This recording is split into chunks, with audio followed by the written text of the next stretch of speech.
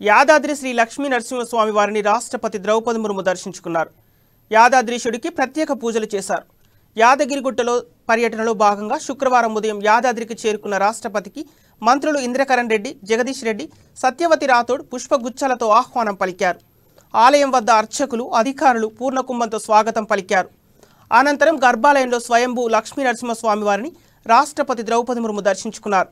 దర్శనానంతరం రాష్ట్రపతికి ఆలయ ప్రధాన అర్చకులు వేదాశీర్వచనం అందించగా మంత్రి ఇంద్రకరణ్ రెడ్డి, ఆలయ అధికారులు స్వామివారి చిత్రపటం, తీర్థ ప్రసాదాలు అందజేశారు.